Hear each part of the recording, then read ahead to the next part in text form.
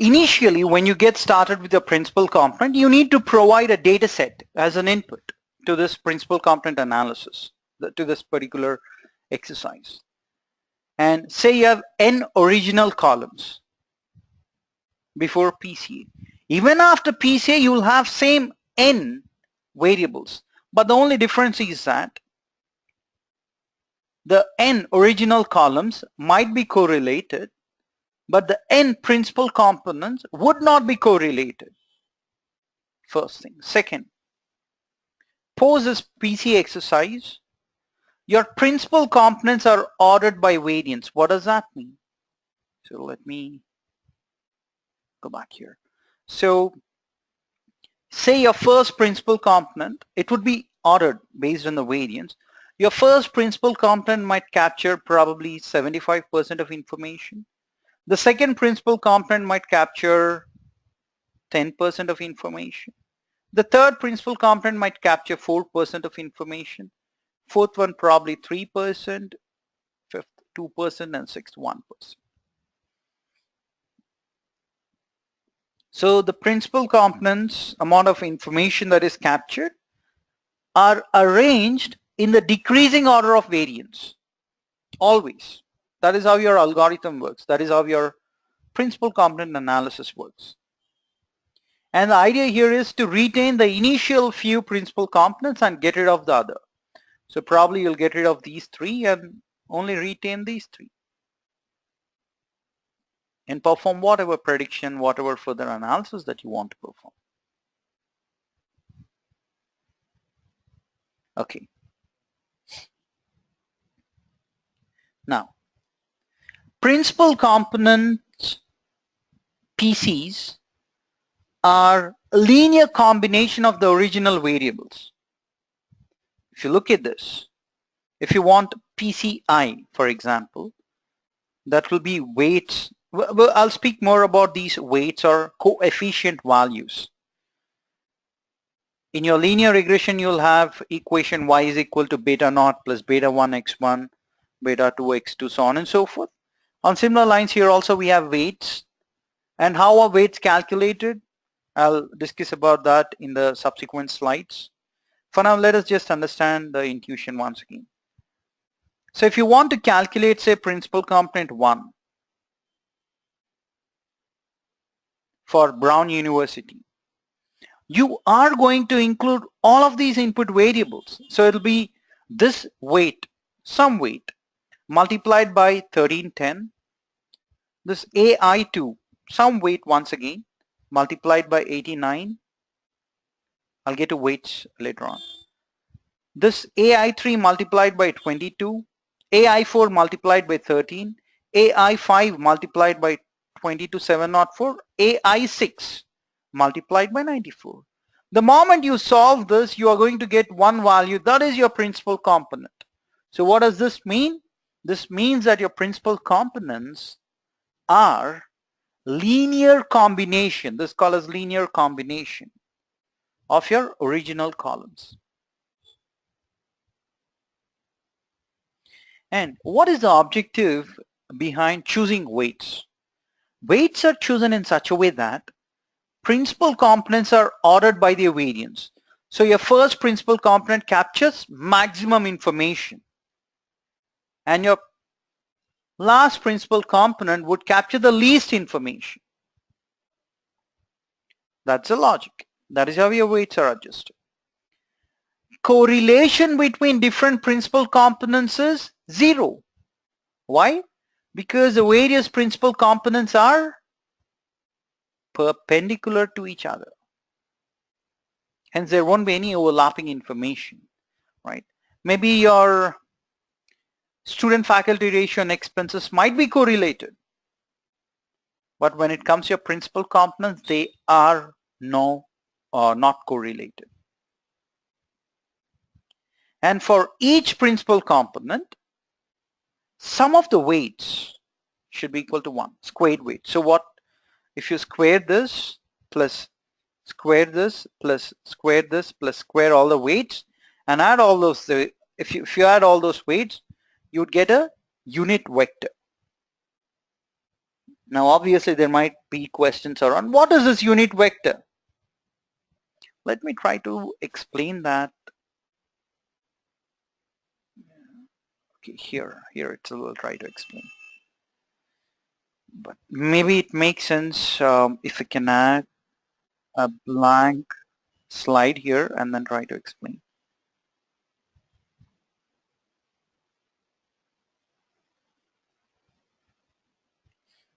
Okay.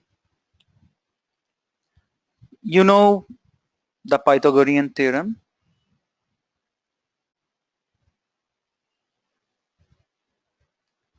So this is A and this is B and this is C. We know for a fact that if you want to calculate the length of C, it is equal to square root of A square plus B square. In similar lines, if you have a vector, say you have a vector of 3 and 4. Think about matrix. I'm getting into matrix now. 3 and 4. Then this is how it would be. Say this is 3 and this is 4. If you want to calculate this part, which is a vector given V, then it's nothing but, once again, this is how it's calculated. You just put double modular symbol there. This is equal to square root of 3 square plus 4 square, which is nothing but equivalent to 5. So it's 9 plus 16, square root of 25 would be equal to 5. So this would be 5. Okay. But there is another property of your vector. That is, the property of vector is this is equal to square root of V multiplied by V. Of course. 5 multiplied by 5 is 25. Square root of 25 would be 5, of course. Okay. Now, however, if you want to solve this, it is under root of, you have this vector 3 and 4, and you want to take a dot product of 3 and 4 once again. So you would get once again the same thing. Square root of 3 multiplied by 3 is 9, plus 4 by 4 is 16. So you once again get 5. Either you solve it in this way or this way, you'll get the same answer. Right? A square plus B square, or just do a vector calculation. Now, a unit vector, what does a unit vector mean? That is what we need to calculate, right? So here we know that a vector here is of length 5. Unit vector is always given a symbol U, unit vector. And this is how it's calculated. It is 1 by vector multiplied by V. So we got this V equal to 5, so it'll be 1 by 5 multiplied by your V. And if this vector is, say, 3 and 4, then it'll be 1 by 5 multiplied by 3 and 4, which will be equal to 3 by 5 and 4 by 5.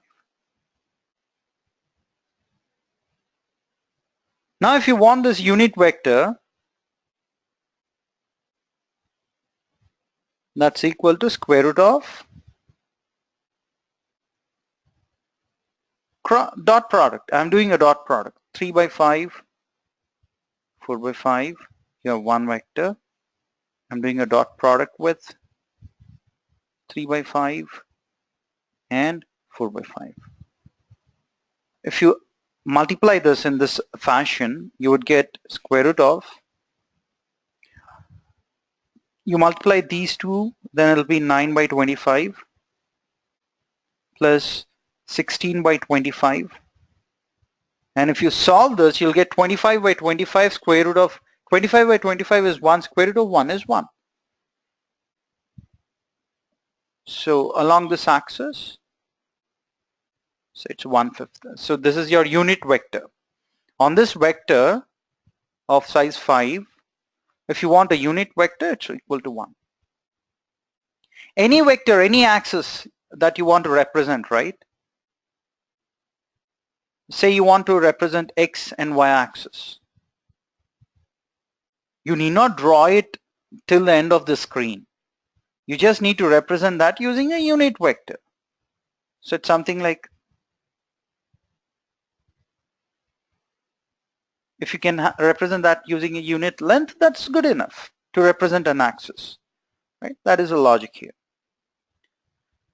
All right, so weights are chosen in such a way that principal components are ordered based on variance.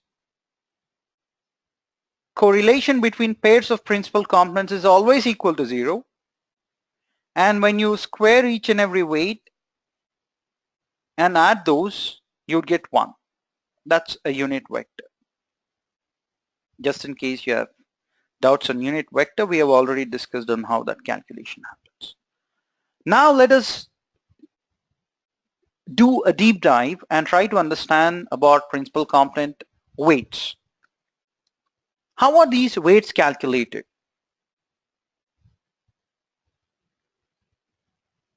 And as I've discussed earlier, high variance is equal to lot of information.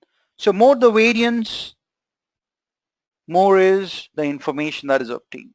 So all you need to do is try to maximize the variance of principal components. That is the idea, that is the logic here.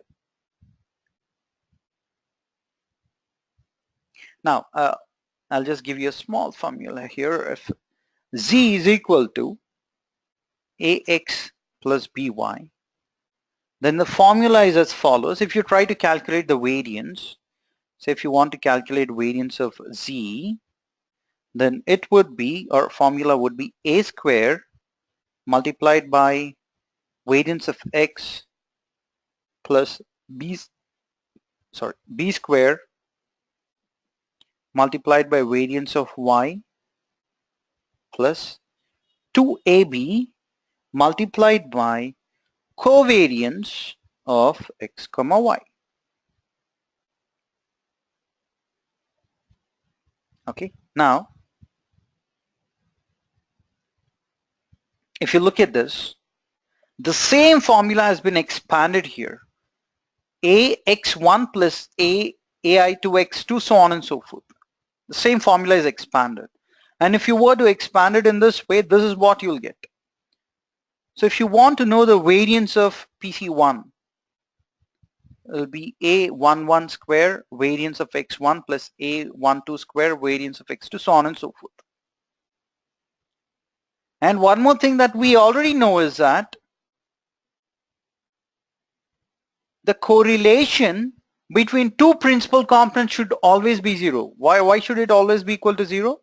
Because they are orthogonal to each other, perpendicular.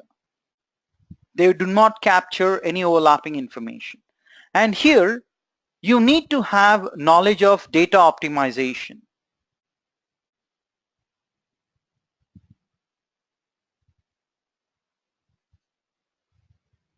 which is outside the scope of this tutorial.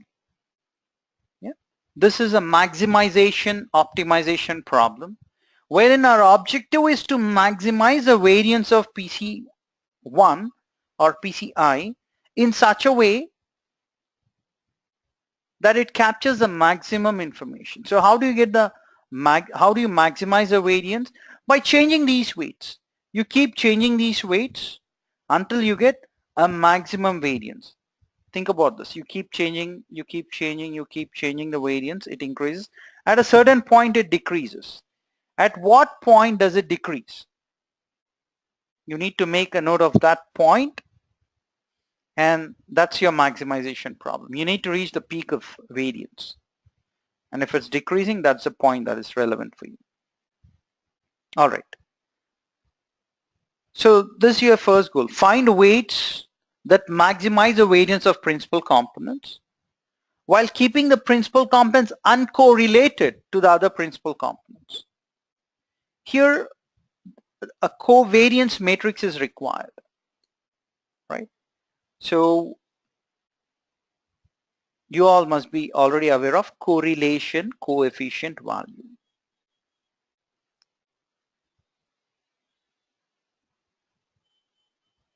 right? Which is given using small r. Okay. And when you try, say you have 10 inputs, 1, 2, 3, or say you have 5 inputs. Those 5 inputs would be arranged in this way: x1, x2, x3, x4, x5. And this will be kind of a matrix.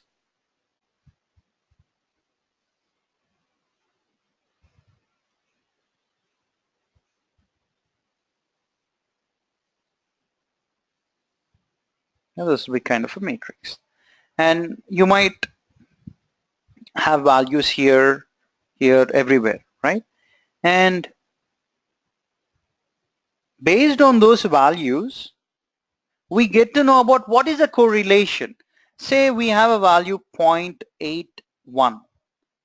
That means your x1 and x2 are correlated positively, and the correlation is moderately positive, which is 0.81. Right? In this way you get a table. But do you know what? When it comes to your principal component analysis, there are two ways of getting that matrix. One is you can either get the matrix using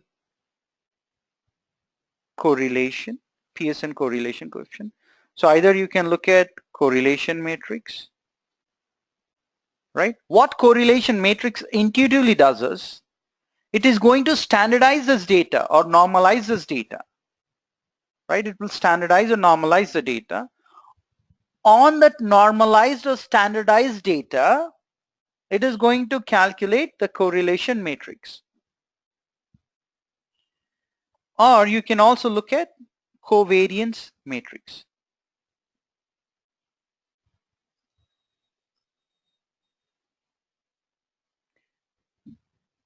Covariance matrix will not standardize the data, or it will not normalize the data. It will use the original data set and try to come up with the correlation matrix or covariance matrix. Hence, if you want to apply covariance matrix, first standardize this data set and then apply covariance matrix on top of that.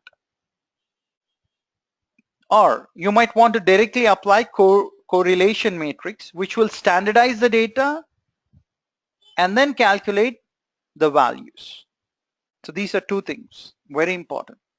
Correlation matrix standardizes the data and then gives you the output. Covariance matrix does not standardize the data. It will directly give you an output. And it is advisable for us to first standardize the data and then use covariance matrix, or directly use correlation matrix, whatever suits us. All right. So when you get that particular matrix, covariance matrix is what I'm speaking about. The diagonal elements are called as variances.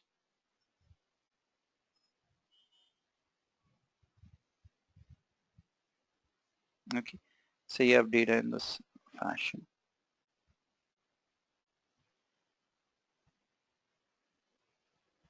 So you have data x1, x2, x3. These are all your input variables. When you get that covariance matrix, the values along the diagonal, so the relationship between x1, x1, x2, x2, or whatever be on the diagonal, those diagonal elements are your variations, variance basically. And those values which either fall towards the lower side or upper side, which is called as lower triangle or the upper triangle, are your covariances. So the diagonal is variance, on either side you'll have covariance. It's a mirror image. Either you can choose the upper triangle or you can choose the lower triangle. And once you have variance and covariance values, your algorithm or your logic here of optimization would keep changing your weights until you touch the peak. Wherever you dip, it's going to stop there and say that, hey, these should be the optimal weights to get the maximum variance.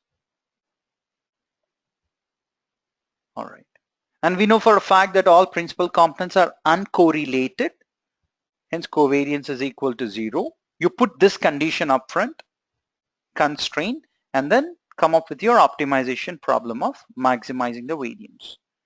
And we know that variance of our principal components are ordered in such a way that the first principal component captures maximum variation, so on and so forth. It reduces as and how you proceed further on the table.